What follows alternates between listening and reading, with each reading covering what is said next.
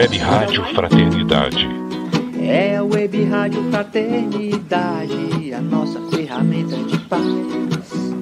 Invadindo ruas, campos e cidades, com amizade, amor, muito mais. É a Web Rádio Fraternidade, a nossa ferramenta de paz. Invadindo ruas, campos e cidades, com amizade, amor, muito mais. Esteja sempre em contato com o bem. No site e no aplicativo da Web Rádio Fraternidade, você encontra orações diárias, palestras e estudos que te sintonizarão com os ensinos do Cristo. Para acessá-los, basta entrar no site www.radiofraternidade.com.br ou baixar o aplicativo da Rádio Fraternidade. Neles, você pode ouvir a rádio em tempo real ou acessar o nosso acervo, Web Rádio Fraternidade, a emissora do bem na internet. É isso mesmo. Manuel, então agora você fica à vontade. A casa é sua. Combinado, Aline. Muito obrigado a todos. Bem-vindos, sejam todos bem-vindos. Boa tarde para quem estiver assistindo à tarde, boa noite para quem for assistir à noite, bom dia para quem vier de dia, porque nós sabemos que não existe mais espaço e nem tempo nesses instrumentos novos de comunicação. Nós podemos adentrar um lar a qualquer hora, dependendo da nossa capacidade de receber as inspirações, de sermos conduzidos pelos nossos anjos de guarda para encontrarmos aquela mensagem que vai tocar na nossa alma, que vai nos dar a direção, o caminho que nós devemos percorrer. Sou muito grato a todos que estão aqui, a todos que estão trabalhando ativamente para essa realização.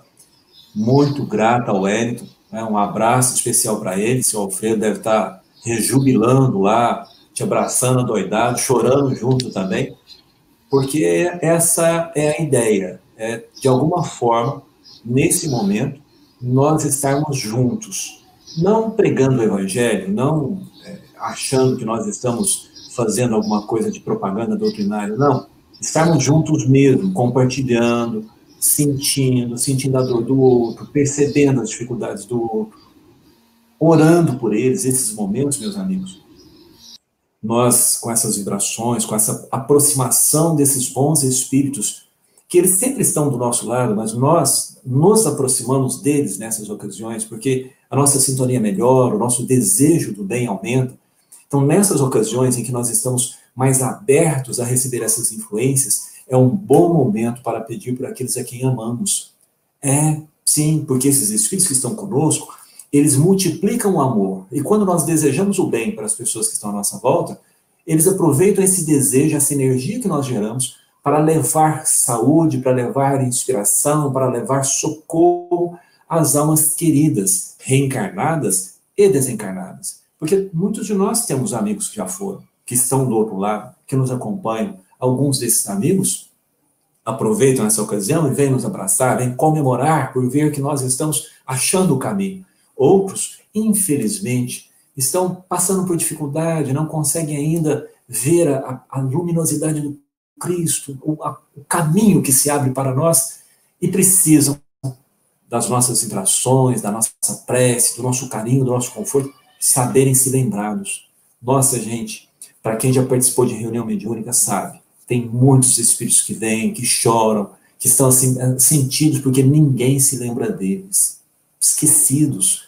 Não tem coisa pior do que ser esquecido, gente. As pessoas que nós amamos, nossos entes queridos, nossos amigos, ninguém lembra da gente, ninguém faz uma prece por nós, nós não marcamos esses corações para sermos lembrados. Então, aproveitem esses instantes de proximidade, de vibrações sadias, gostosas, para orar pelos seus entes queridos, para orar pelas pessoas que vocês amam, confiantes de que os espíritos que estão trabalhando nesse festu, essa caravana de luz, ela está visitando todos os lares, indo a todos os locais que nós nos lembrarmos, que nós desejarmos de coração que eles sejam beneficiados. Passemos ao nosso tema. O Haroldo tratou para nós sobre do berço ali, né, da manjedoura, até a cruz. Depois da cruz vem a ressurreição. E aí entra um pouco das nossas reflexões de hoje. Porque enquanto Jesus é a luz, ele traz aquela elevação moral, aquela capacidade de vivenciar todos os seus ensinos, nós nos afinizamos, nós nos identificamos mais com os seus discípulos, que ficam, depois da crucificação, ali, temerosos, roendo unhas. Por quê?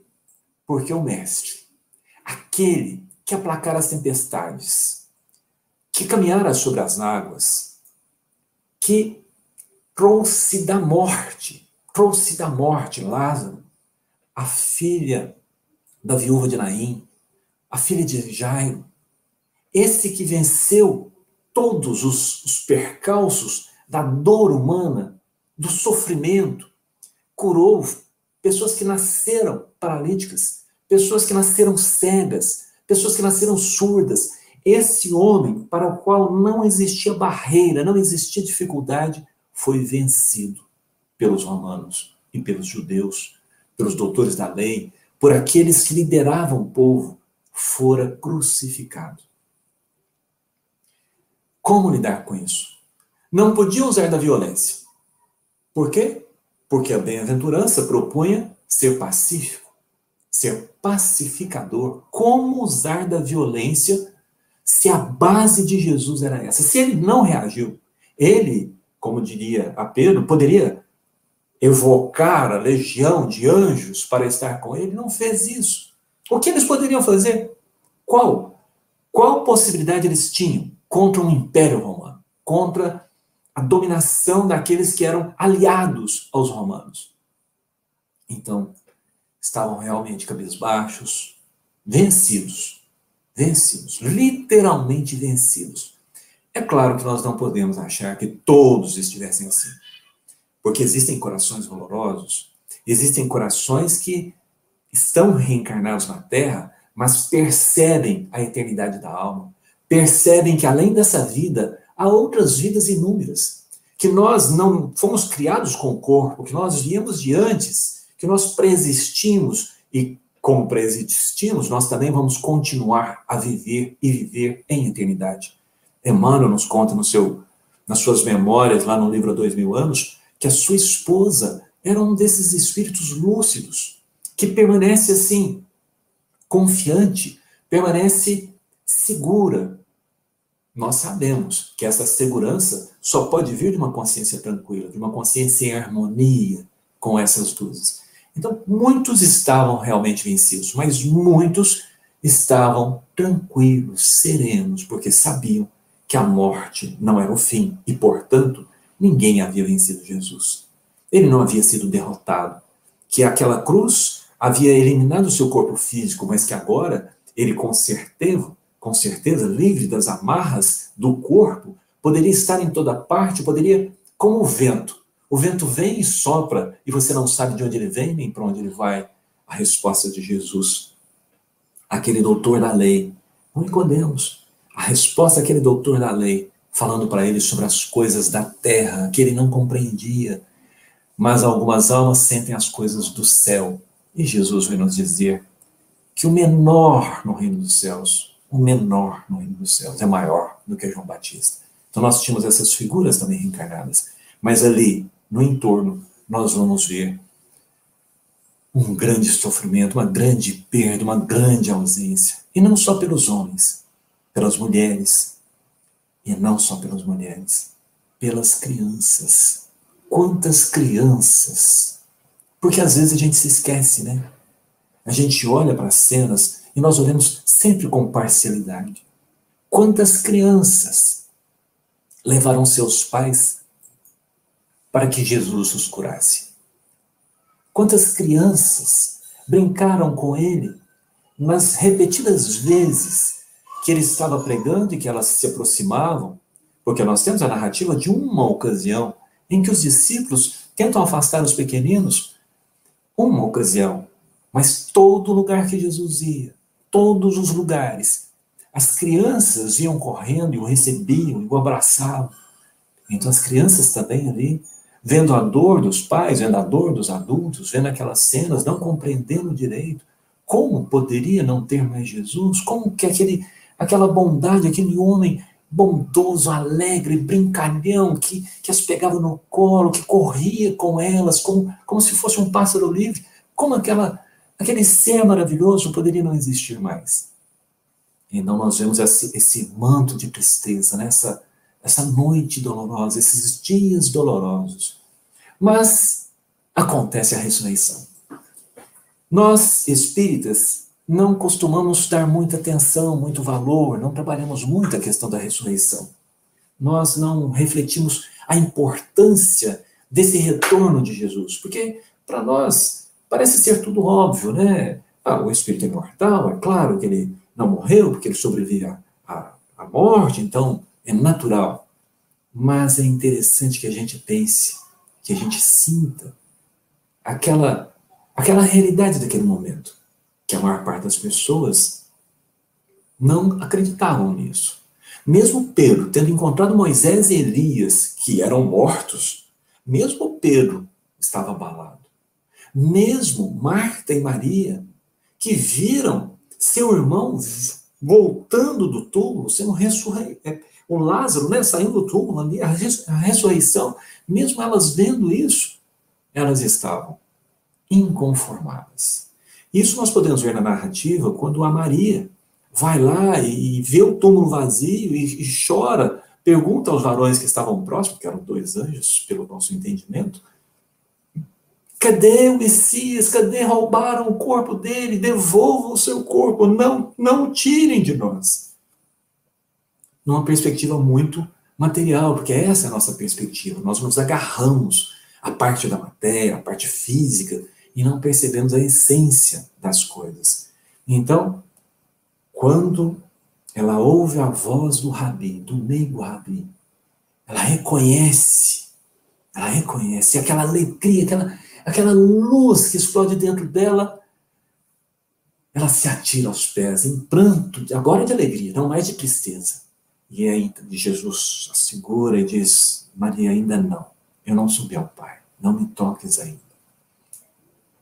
Começa ali a grande força que vai fazer com que o cristianismo se enraize nas almas e depois gere árvores frondosas de fé, de confiança, de ânimo, de convicção naqueles trabalhadores primeiros. E trabalhadores, mulheres e homens. O título Homens do Caminho é para explicar a humanidade, as pessoas, adultos, jovens, crianças, adolescentes, mulheres, homens, velhos, de todas as idades, de todos os povos, todos aqueles que tiveram contato com Jesus e que estavam derrotados começam a receber a notícia da ressurreição. E é claro que muita gente não acredita. Nós vemos a reação de Tomé, que representa um grupo de pessoas, não é apenas Tomé. Muitos não acreditaram. O Pedro ficou abalado, mas por que ele apareceria para ela e não para Maria? Observem, ele contesta o retorno por causa de quem viu, sem perceber a grandeza do fato. Daí a pouco eles vão receber 2 amigos que chegam eufóricos. Nós encontramos Jesus, nós descíamos para Emaús, ele se aproxima e nós começamos a conversar e começam a contar a história assim, naquela alegria. Vocês já viram quando a pessoa chega para dar uma notícia que ela não tem nem fôlego, de tão emocionada, de tão envolvida? Os 2 chegam e os discípulos querem entender e não conseguem entender o que eles estão falando, até que parem, expliquem o que está acontecendo. Jesus, nós vimos Jesus, nós andamos com ele, nós comemos com ele, Jesus está vivo. E cada um deles vai ter uma experiência. Cada um vai ter um encontro. Às vezes coletivo, às vezes separadamente. Paulo encontra-o separado, e nem era discípulo, nem era apóstolo. Ananias está em casa, na sua comunidade, com seus entes queridos, com seus amigos, ali cultuando em oração, quando ouve Jesus dizendo, Ananias, vá lá na hospedaria, e o Saul está lá, e você precisa curá-lo porque ele está cego. Vai em meu nome. E o Ananias, acostumado. Se vocês lerem o Evangelho, vocês verão que a reação do Ananias é uma reação de normalidade. Se Jesus aparecesse para conversar comigo, se eu ouvisse a voz do Cristo, eu levaria um susto. Ananias, não. Mas, Senhor, Saul, o senhor sabe que ele tem cartas para prender a gente, que ele está atrás de nós, que ele é contra ti? E Jesus conversa. Jesus tem um diálogo com Ananias. A aparição de Jesus, o retorno de Jesus, não está limitado aos discípulos, aos apóstolos, como muitos de nós podemos crer. Se nós lermos direito, nós vamos perceber que Jesus aparece para pessoas. Os 2 discípulos que desciam de Emaús para Emaús não eram apóstolos. Maria não era apóstolo. E Jesus sai aparecendo, gente. Jesus sai interagindo, relacionando, conversando, como se nada tivesse acontecido. E as pessoas custam acreditar, mas custam mesmo. Até que a ficha cai. Até que elas começam a olhar para si mesmas e começam a ter uma outra orientação de vida. Entendem as lições, entendem as mensagens, entendem os sermões que ele explicava, começam a entender os textos da lei antiga, começam a entender melhor os 10 mandamentos, entendem melhor os textos de Isaías. Elas começam a conectar, porque a presença do Cristo após a morte, muitas pessoas que viram Cristo depois da morte não acreditavam que ele tivesse morrido, algumas pessoas conviveram com Jesus e depois ficaram sabendo que ele havia sido crucificado. E nós vamos ter, então, essa interação, essa presença dele. Porque, gente, como é que pode ter se esparramado assim o cristianismo? Como ele pode ter sobrevivido àquela época, sem internet, sem telefone, sem telegrama, sem nada? Como ele pode ter conquistado tantos corações, se esparramado pelo Oriente e depois indo em direção ao Ocidente? O que levava as pessoas a receberem a mensagem? O brilho nos olhos daquelas pessoas que contavam as histórias. E não eram histórias de Jesus, eram histórias vivas, de vidas, de pessoas que faziam bem. As histórias eram assim. Por exemplo, Estevão iria contar: eu estava doente, fui vítima de um assalto, e eu pedi para o assaltante: você pode levar as minhas coisas, mas eu preciso de ajuda. Me ajude, eu estou morrendo. E então o assaltante indica para ele um homem que o levaria a pessoas que poderiam auxiliá-lo.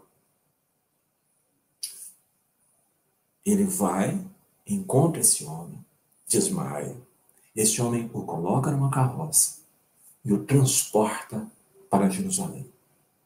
E o deixa lá na casa do caminho, junto aos homens do caminho, junto àquela comunidade que abriram o próprio lar para socorrer os necessitados.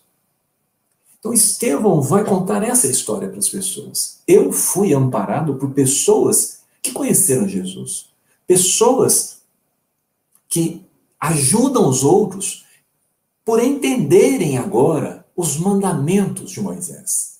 Pessoas que compreenderam a lei de amor, compreenderam que o amor a Deus que nós não vemos, ele é viável pelo amor ao próximo que nós vemos. Que não é possível amar o invisível, o infinito, o incomensurável, se nós não formos capazes de amar sua obra, suas criaturas, seus servos, suas ovelhas desgarradas. Esses corações vão contar essas histórias. As histórias de pessoas que foram auxiliadas, as histórias de pessoas que estavam caídas à beira do caminho. Sabe aquela história do samaritano? Aquela história, ela vai ser repetida. E ela foi guardada, ela foi entendida. Por quê? Porque ela era contada pelos que estavam caídos à beira do caminho. caídos à beira do caminho e foram socorridos por aqueles que aprenderam que Jesus é o caminho, a verdade e a vida. E essa é a força do cristianismo. A força do cristianismo não estava em texto. Eles tinham anotações, pequenas anotações de Mateus, eles tinham algumas informações, mas eles tinham as histórias, e as histórias que eram contadas com emoção, com lágrimas. Histórias de mães que contavam: eu pus o meu filho à beira do caminho, onde eu ouvi dizer que o Pedro, o João, aqueles apóstolos de Jesus iriam passar. Eu não conhecia Jesus, eu não sabia quem era. Nem conhecia Pedro, nem conhecia João. Mas meu filho estava doente, o que eu poderia fazer? Então eu coloquei. E quando eles passaram, a sombra do Pedro foi suficiente. Meu filho remexeu, abriu os olhos, olhou para mim, me chamou, me abraçou. Que alegria, que felicidade. Aí eu fui tentar entender. Eu agradeci a Deus. Fui lá, fiz os sacrifícios que a lei prescreve, em gratidão pela cura. Mas depois eu procurei conhecer quem era esse Cristo que curou o meu pequenino, o meu amor, a minha vida, o meu coração. Essa história, contada de boca em boca, de ouvido em ouvido. Essa e muitas outras foram histórias que o Lucas foi ouvindo. E o Lucas, ao ouvir essas histórias, não tinha como escrevê-las todas. Escreve algumas. Ele vai narrar apenas que era impressionante. Mas onde o Pedro e o João passavam, eles colocavam os enfermos para que a sombra deles passasse sobre eles. É o que nós temos lá nos Atos dos Apóstolos.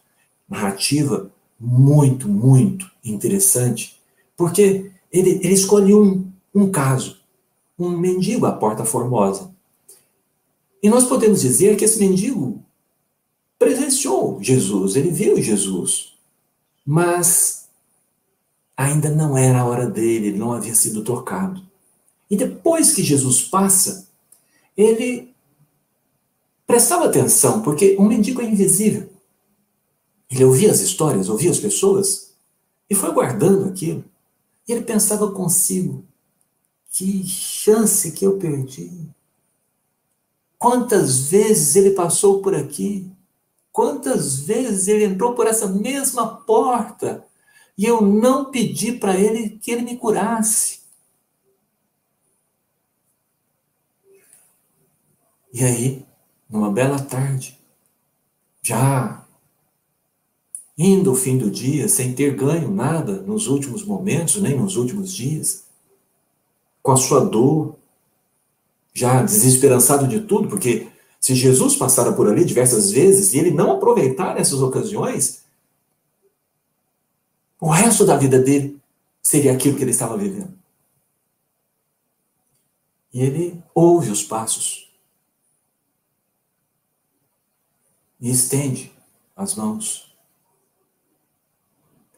Pedro e João e a multidão que o seguiam param e olham para ele enternecidamente.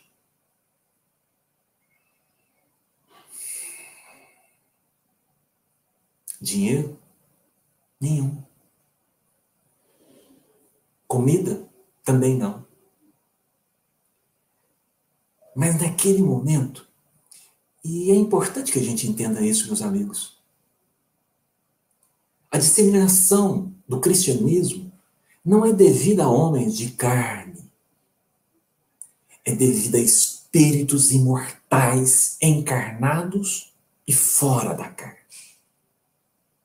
Os discípulos são tomados de compaixão. Eles sentem a presença do Messias, do ungido, do Cristo de Deus, do enviado. Eles sentem a emoção. E o mendigo olha para eles e fica eletrizado, olho no olho. Ele sente as vibrações. Já está acontecendo com ele. A frase é apenas uma frase para que nós nos lembremos. Porque vai além da matéria, não depende de voz. Jesus, numa ocasião, vai dizer: o que é mais fácil te dizer? Seus pecados te são perdoados? Ou levanta-te e anda? E para saberem que eu tenho poder, que Deus me concedeu o poder de perdoar até os pecados, levanta, toma do teu leito e anda. Então as palavras são irrelevantes. Os dois vão dizer: não tenho ouro nem prata, mas aquilo que tenho, isto eu te dou.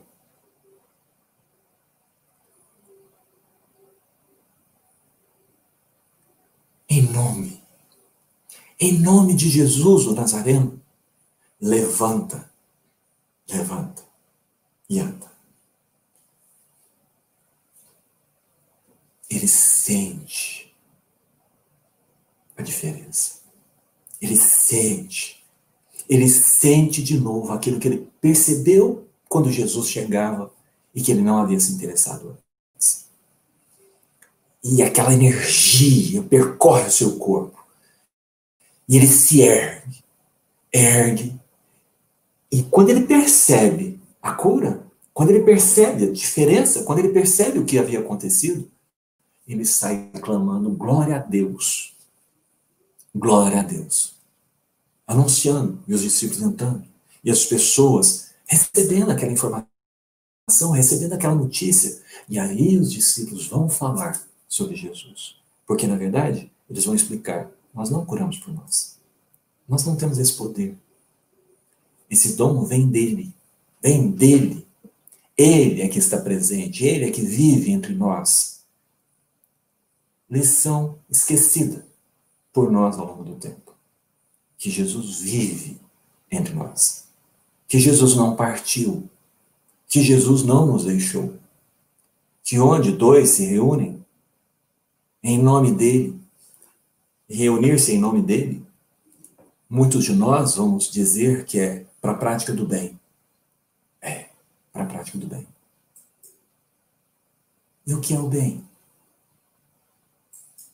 Uma prece? Conversa boa, conversa sadia? Todas essas coisas são boas. Se são boas, ele está presente. Se nós guardamos em nosso coração seus mandamentos, mandamento de perdão, de bondade, de esperança, se nós guardamos esse mandamento, ele está sempre conosco.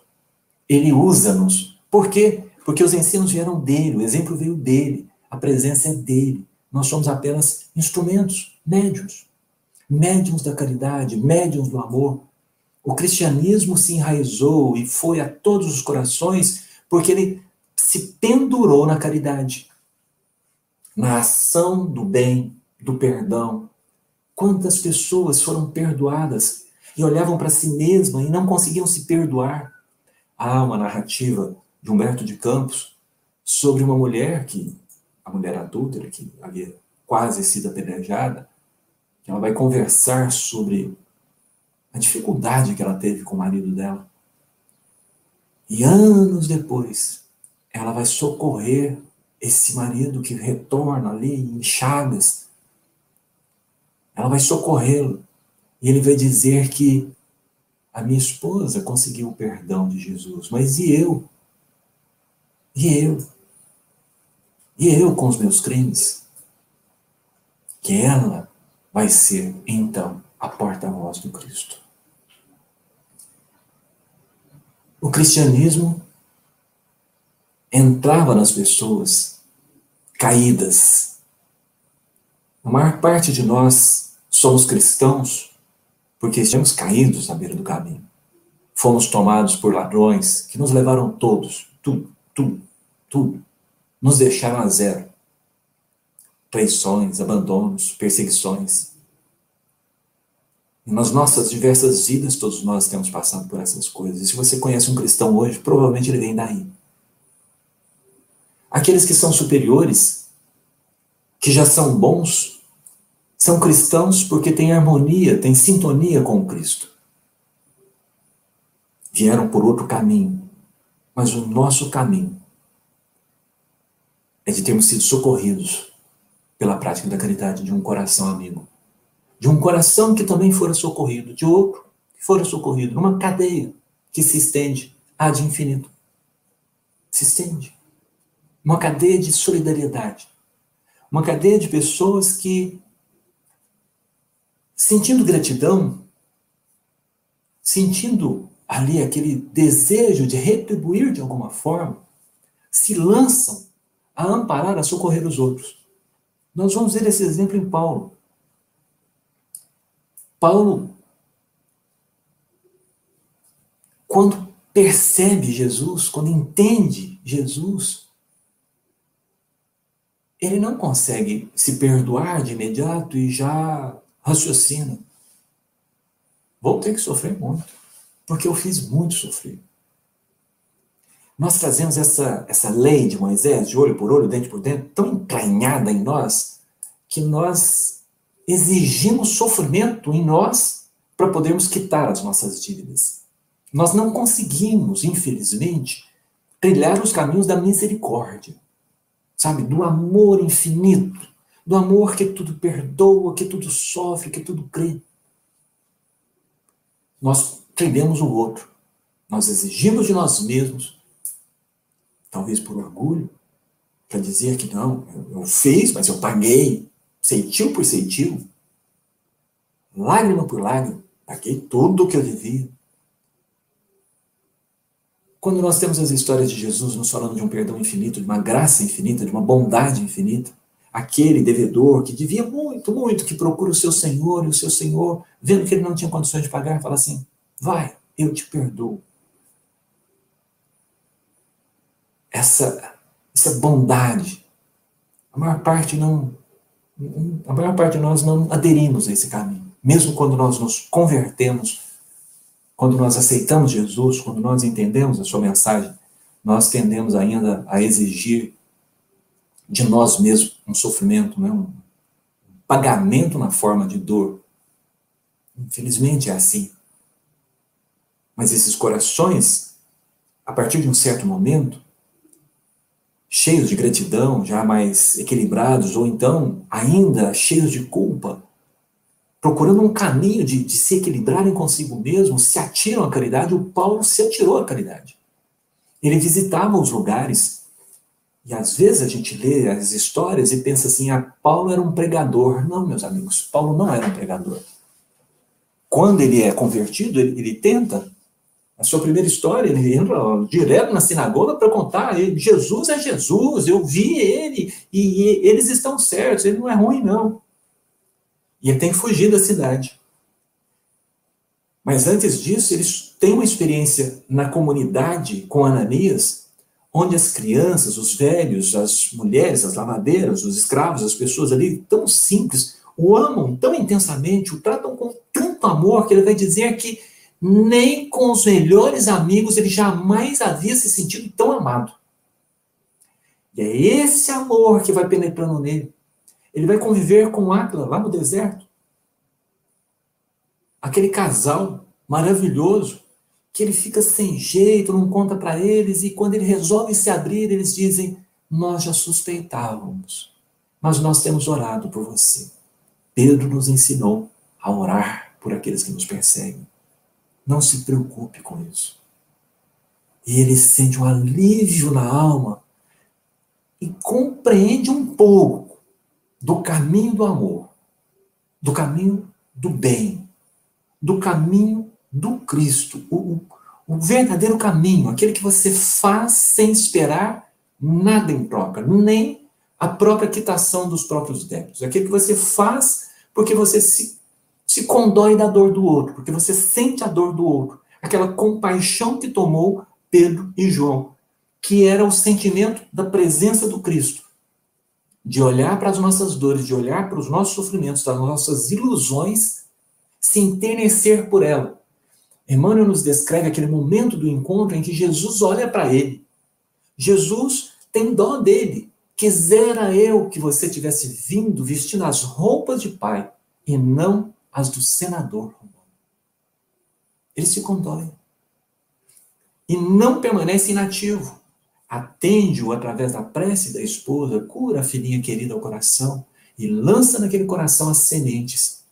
A força do Emmanuel, de um homem do caminho, a força do Emmanuel vem desse perdão irrestrito, dessa consciência do amor como sendo o caminho legítimo, do convívio que ele teve com Ana, sua escrava, que o tratava com tanta bondade, com tanto carinho, de ver, de relembrar nas histórias da Ana o quanto a sua esposa era bondosa, o quantas vezes sua esposa socorrera os necessitados que batiam à porta, que ele nem sabia. Quantas vezes ela usara da riqueza, do patrimônio deles, para poder amparar os mais necessitados no anonimato. Corações assim são esses corações mais elevados que sustentam-nos. Mas muitos dos trabalhadores eram essas pessoas vindas da desilusão, vindas de um processo de culpa dentro de si mesmo. E aí a gente se dedica, a gente se esforça, a gente trabalha e conta a nossa história de redenção. Os primeiros cristãos contavam suas histórias de redenção. A presença do Cristo ressurreto anima os trabalhadores e desperta nos corações aquela esperança de encontrar Jesus. E todos vão encontrar Jesus. Sempre que abraçam um necessitado. Sempre que o coração, sabe? O coração quer arrebentar dentro do peito para você ajudar alguém. Sempre que você tem esse desejo de fazer o bem. Jesus está ali do seu lado e você é abraçado por ele. Lembram da história do filho pródigo? Quando retorna. E ele é abraçado pelo pai. Gente, é um abraço apertado, de saculejo, de faltar a respiração. É um abraço do encontro. Sempre, sempre. Quando nós vencemos a dureza, vencemos esses muros que nós construímos em torno de nós, que impedem a aproximação do outro, esses muros que a gente acha que é para proteger-nos, mas não é, porque ele impede a nossa felicidade, que ela só é possível na prática, na vivência, no sentir o bem, no sentir a amorosidade. Todas as vezes, Jesus está conosco. Jesus se aproxima, nos envolve, nos ampara, nos escuta, nos incentiva, nos anima. Meus amigos, é simplesmente extraordinário. Extraordinário. Voltar no tempo e ver a caminhada desses trabalhadores, dessas pessoas arrependidas, que vão compartilhar seus bens uns, outros, porque pensem, a maior parte da população sempre foi pobre, a maior parte das pessoas sempre viveu miseravelmente, lutando pelo pão de cada dia. Então, apesar de existirem narrativas nos Atos dos Apóstolos sobre as pessoas irem e venderem seus bens e dividirem entre os outros, a maior parte não eram grandes fortunas. Nós temos sim a grande fortuna de Zacarias, de Zaqueu, mas isso não era a regra. A regra normal eram os pobres se aproximando e as pessoas dividindo e de alguma forma se saciando. Pensem no Chico, que viveu aqui pertinho de nós, em Uberaba, durante um tempo. Ele levava muitas vezes só um pãozinho. Mas tinha tanto amor que aquele pão saciava, aquele pão alimentava, porque nós espíritos, nós temos uma coisa com o corpo, nós somos tão materialistas, mas tão materialistas, a gente acha que tudo depende do corpo, que as coisas só vêm pela matéria, que eu preciso de um pão, se eu não comer um pão, o estômago não enche. E mães, quantas vezes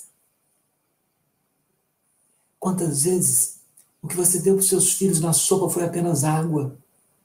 Mas uma água que manteve, que os fortaleceu, que os mantiveram vivos. Nós precisamos ir além da matéria, compreender que existe mais sim.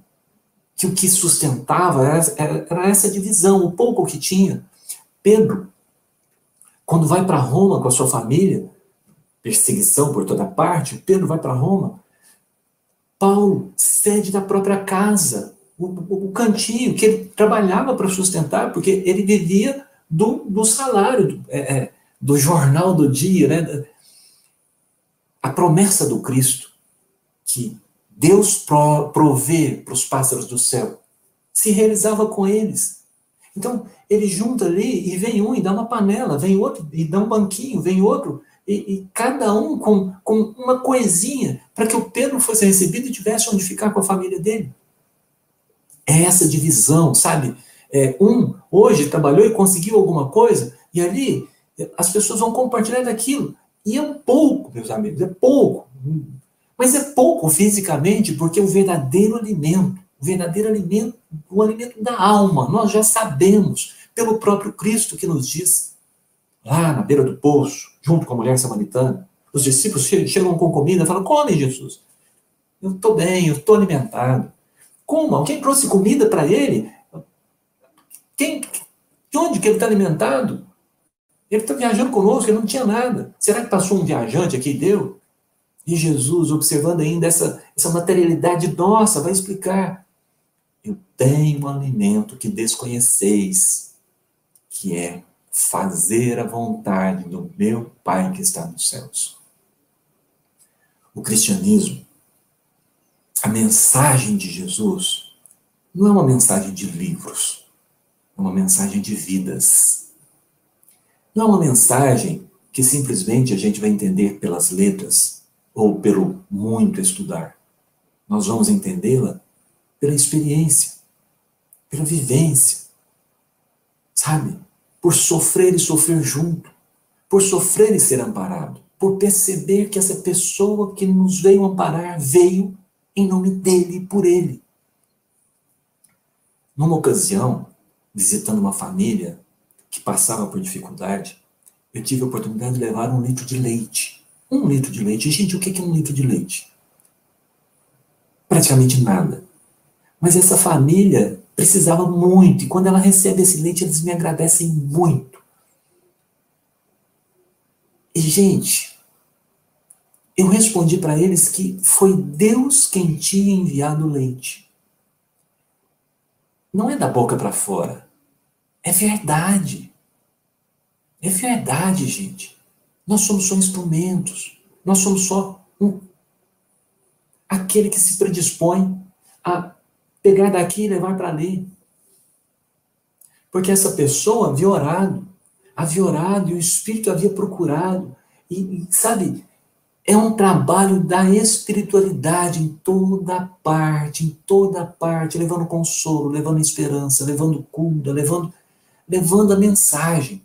Em todas as épocas, naquela época que Jesus veio, quando ele retorna, que os espíritos, porque há ali uma movimentação no plano espiritual extraordinária também, nós não temos os escritos que narram como foi no umbral, como foi nas esferas próximas na Terra, como foi a mobilização, a transformação, como aconteceu, não é só ali naquele povo, mas em toda parte, aquela energia, todas essas pessoas trabalhando, servindo, amparando, se aproximando, tocando. Gente, a força do cristianismo é o amor, a força são as nossas experiências, é a nossa vivência, é a caridade, a bandeira que Kardec hastia, essa bandeira que ele levanta, ele sente, ele traz, por causa das vidas que ele viveu, e que ele foi percebendo isso. Você pega lá no Memória do Suicida, a trajetória do Epaminondas de Vida, a trajetória do Aníbal de Silas, a trajetória do Sourinho ao Mar, cada um daqueles fala sobre vidas e vidas de sacrifício, de dedicação, de aprendizado, de amor, de amor. Esse é o bem. Esse é o convite que o Cristo nos fez e que a doutrina nos faz. Esse era o espírito dos homens do caminho e que permanece até hoje. Porque nós, e eu já usei essa expressão várias vezes, apesar de espíritas, achamos que os espíritos nos abandonaram. Existe uma narrativa de Humberto de Campos em que ele encontra o Pedro numa praça de Belo Horizonte. Pedro, o pescador, o apóstolo, numa praça em Belo Horizonte.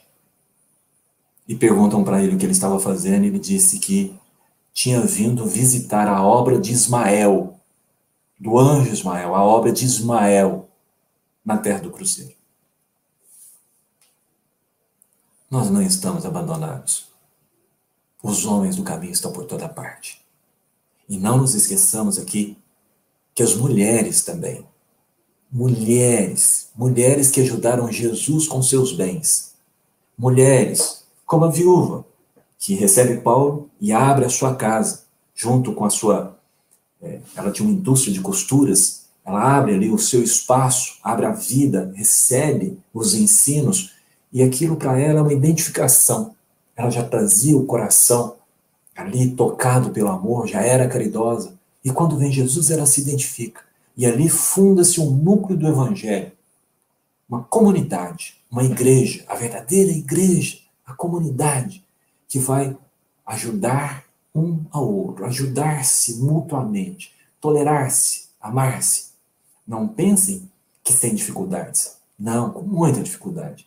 As narrativas que nós temos falam que dentro lá da Casa do Caminho,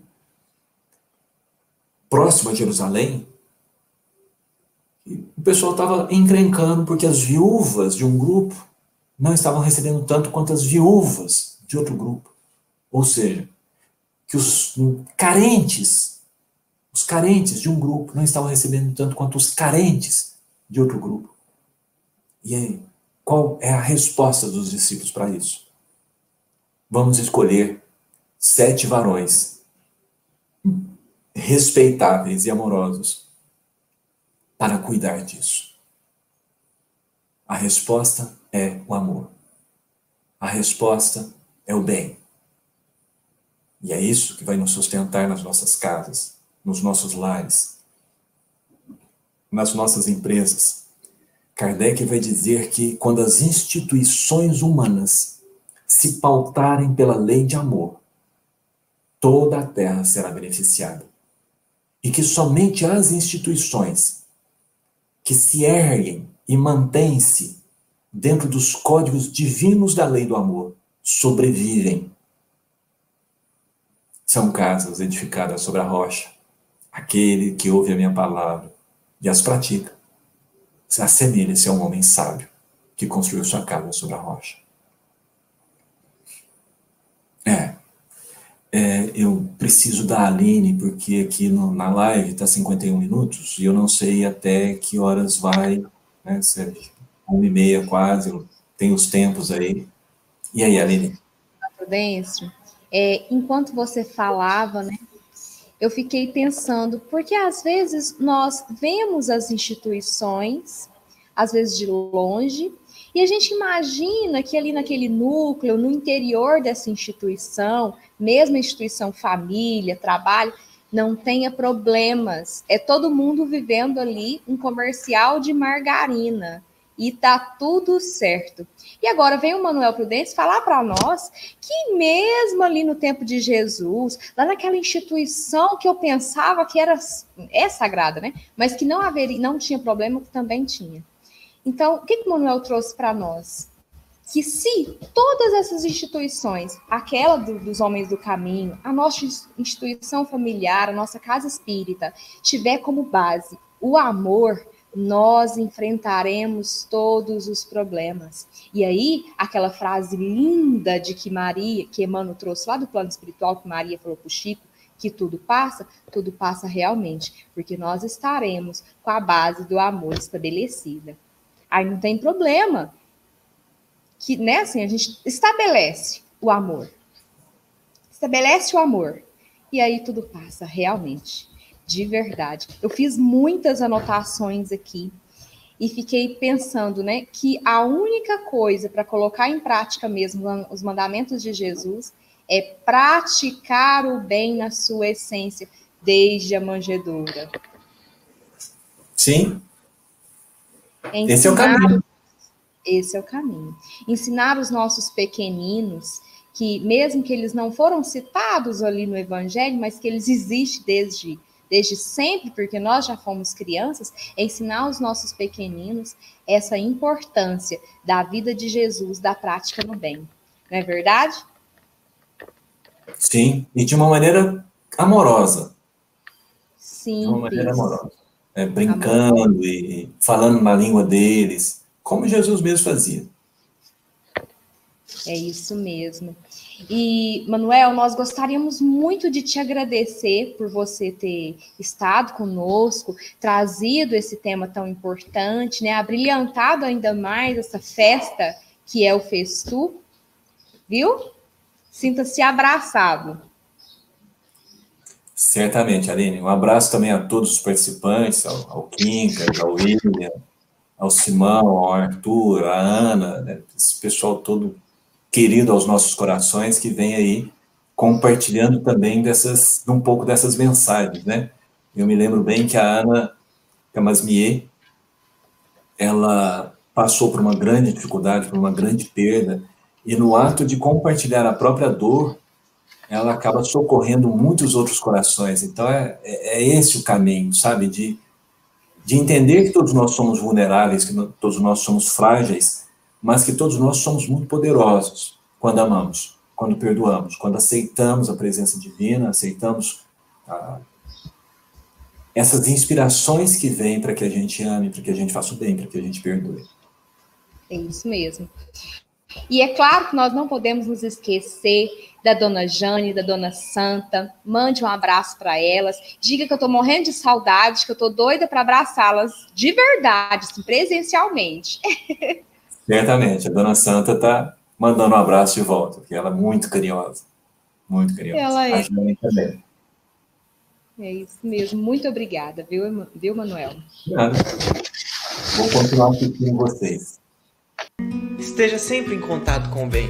No site e no aplicativo da Web Rádio Fraternidade, você encontra orações diárias, palestras e estudos que te sintonizarão com os ensinos do Cristo.